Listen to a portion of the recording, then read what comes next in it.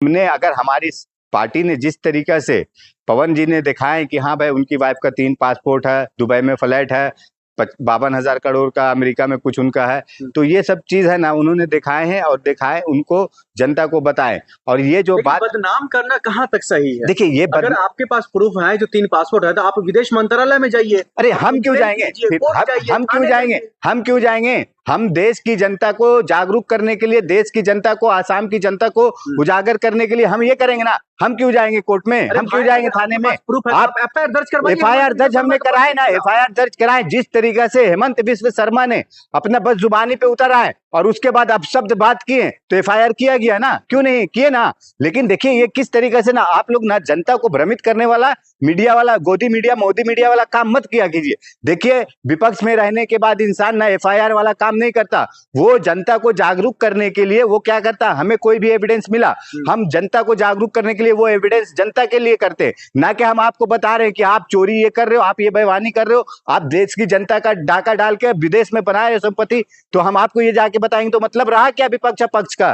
जो सत्ता में आप हो और हम विपक्ष में है तो हमारा मतलब क्या रहा? बीजेपी के कई ऐसे नेता कह रहे हैं अगर आपको लग रहा है हेमंत बिस्व शर्मा के पत्नी के पास 3 पासपोर्ट हैं, बेनामी संपत्ति है, तो आप लोग एफआईआर दर्ज करवाइए। अरे नहीं कराए ना। देखिए फिर आप वही बात देखिए, बीजेपी के लोग जो कह रहे हैं ना, बीजेपी के लोग ना बिल्कुल ना मेंटली डिस्टर्ब टोटल के टोटल हमें लगते हैं, क्योंकि वो लोग ना शायद जो सत्ता में आज बैठे हैं ना गुंडाई करके, या चुनाव आयोग के धांधली पे, या जिस तरीके से ईवीएम के धांधली पे और अभी एसआईआर के इस पे, तो ये सत्ता में बैठे, इन्हें मालूम नहीं है कि शासन कैसे चलता है। शायद आप बताइए, विपक्ष में हम हैं तो हम वो एविडेंस आपको दिखाएंगे लाके, या हम पुलिस को एविडेंस ले जाके देंगे? हम तो भाई विपक्ष में, हम जनता के बीच में जागरूक फैलाएंगे, जागरूकता बताएंगे कि हाँ देखिए इस तरीका का यहाँ का सीएम है, उसका परिवार है, हम ये किए ना। और आप किस तरीके से बात कर रहे, बीजेपी के नेता लोग कह रहे, बीजेपी के नेता तो कुछ भी कहते हैं, उन लोगों का क्या बात करना हमें? हमें तो हमारा एविडेंस आया, हमारे पास हमने दिखाए, पवन खेड़ा जी ने दिखाए, बस बात खत्म हुआ। एफआईआर करना चाहिए कि नहीं? किसको? हेमंत बिस्व शर्मा की पत्नी के खिलाफ? नहीं, एफआईआर तो करना चाहिए ना, लेकिन आप देखिए ना एफआईआर की बात देख लीजिए किस तरीके से हुआ। चुनाव आचार संहिता लगा था, आज क्यों नहीं वो कुछ कर रहे हैं?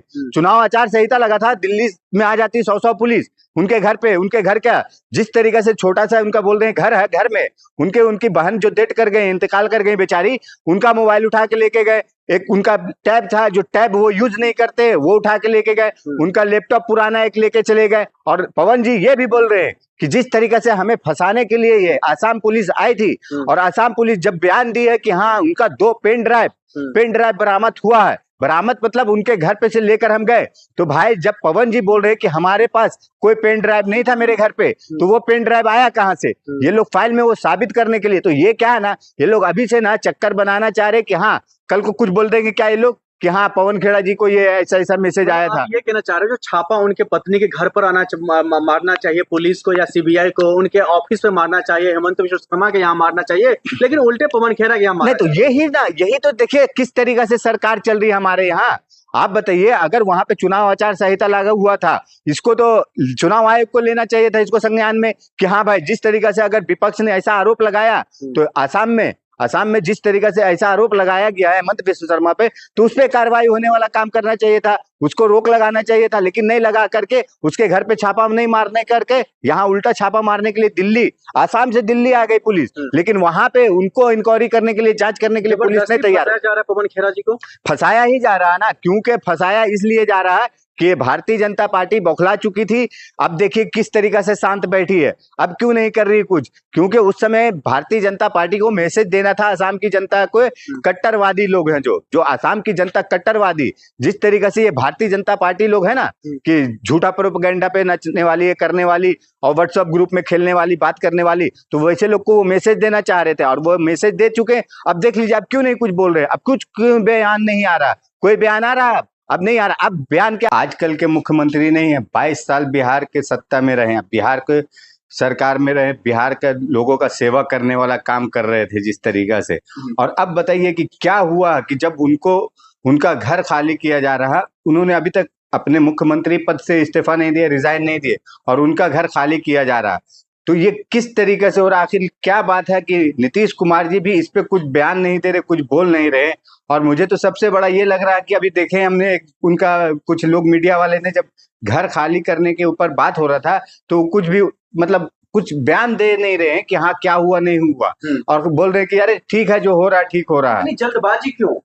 नहीं जल्दबाजी मतलब ये तो नीतीश कुमार जी को समझ में आना चाहिए, सोचना चाहिए और जनता को बताना चाहिए बिहार के, कि जिस तरीके से बिहार की जनता बोल रही है कि क्या हुआ, आखिर क्या बात है कि नीतीश कुमार को घर खाली करना पड़ रहा है इस्तीफा देने से पहले, मंत्री पद छोड़ने से पहले, और मंत्री पद छोड़ने से पहले क्यों घर खाली हो रहा, आखिर क्या वजह है। वहां पे आप देखिए बिहार में घोषणा भी नहीं हुआ कि अभी कौन मुख्यमंत्री बनेंगे, पार्टी में सहमति भी नहीं बन रहा, जेडीयू बीजेपी में यहाँ तक कि आपस में टकरार हो रहा कि भाई हमारा बनेगा सीएम, हमारा बनेगा सीएम, और उससे पहले देख लीजिए घर खाली हो गया।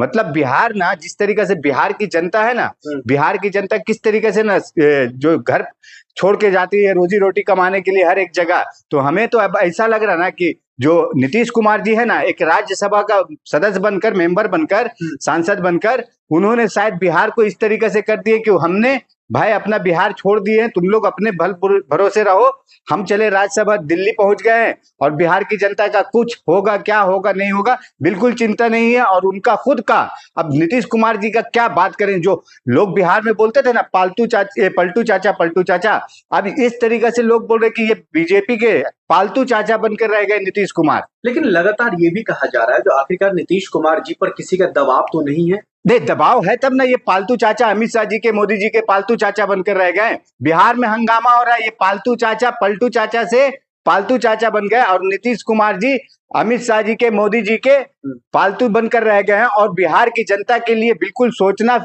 बंद कर चुके हैं। और इस तरीके से बंद कर चुके हैं कि सोचिए बिहार में हाहाकार मचा है कि भाई बिहार में नीतीश कुमार जी का बंगला क्यों खाली हो रहा, उनका आवास क्यों खाली हो रहा, लेकिन नीतीश कुमार जी उस पर जवाब ना देकर उन लोग खुद गोल मटोल घूम रहे हैं, यहाँ वहां कर रहे हैं, लेकिन इस पे जवाब देना चाहिए था ना। और भाई बात क्या, आखिर कुछ तो बताइए आप कि क्यों खाली कर रहे हैं। आपने कुछ अगर बीजेपी वाले को बोले हैं, या बिहार में आप ही ने सत्ता में है, आप ही ने सरकार में है, तो आप तो आगे प्रेस मीट कीजिए कि हाँ हमने हमारी सहमति से खाली करवा रहे हैं, हम आज नहीं तो कल रिजाइन तो देंगे ही। अरे लेकिन आप देंगे जब देंगे, लेकिन आज अभी क्यों खाली कर रहे हैं, आपने रिजाइन नहीं दिए, और अभी तक बिहार की जनता का आपके ऊपर भरोसा है ना, कि कोई भी मतलब जो हवाबाजी वाला बात कर रहे हैं आप लोग, वैसा नहीं चलता। लेकिन मलिक जी सवाल ये भी निकल कर आ रहा है, क्या बिहार का मुख्यमंत्री का फैसला नीतीश कुमार जी के हाथ में है? नहीं देखिए, लेंगे कौन बनेगा मुख्यमंत्री? देखिए यही तो सबसे बड़ा प्रॉब्लम है ना, कि फैसला उनके हाथ में होता तो उनका घर जब खाली हो रहा है तो उनका बयान तो आना चाहिए था ना, और क्यों खाली कर रहे हैं। अगर नीतीश कुमार जी के हाथ में, नीतीश कुमार जी ने जिस तरीका से प्रधानमंत्री मोदी जी ने अडानी अंबानी के हाथ में गिरवी बना दिए देश, और उसी हिसाब से बिहार को मोदी जी के, अमित शाह जी के हाथ में नीतीश कुमार ने गिरवी रख दी है। और यही बात सत्य है, क्योंकि ये बात आप सोचिए कि नीतीश कुमार जी ऐसा बोल रहे हैं, कह रहे हैं, कर रहे हैं, क्यों कर रहे हैं। आप अगर रिजाइन नहीं दिए, खाली कर दिए, उसके बाद आप बोल रहे थे बीच में मेरा बेटा सीएम बनेगा, तो आप उसको तो लेके आइए फ्रंट पे। आप कहाँ चले गए, बीच में 2-4 दिन वहां पे हल्ला हंगामा किए, आप दिल्ली आने के बाद आपका एक भी बयान नहीं आ रहा, आपका एक भी बाइट नहीं आ रहा। नीतीश कुमार जी के हाथ में नहीं है फैसला, नहीं है, बिल्कुल नहीं है। अमित शाह जी, मोदी जी के हाथ में है फैसला, और ये बिहार में जो सरकार बनेगी, हमें लग रहा कि दिल्ली से रिमोट कंट्रोल वाली सरकार बनेगी, जिसे कुछ मालूम नहीं होगा हाँ कि हाँ क्या करना नहीं करना। और जो बोलते हैं ना कि 10 प्रतिनिधि का भी जिम्मा उठा सके, भार उठा सके, वैसे को सीएम बनाया जाएगा। क्योंकि वहां पे अगर जो बात कर रहे हैं सम्राट चौधरी का, या जिस तरीके से चिराग पासवान का, जीतन राम मांझी का, या नीतीश कुमार के बेटे का, तो ये लोगों को किसी को नहीं बनाया जाएगा।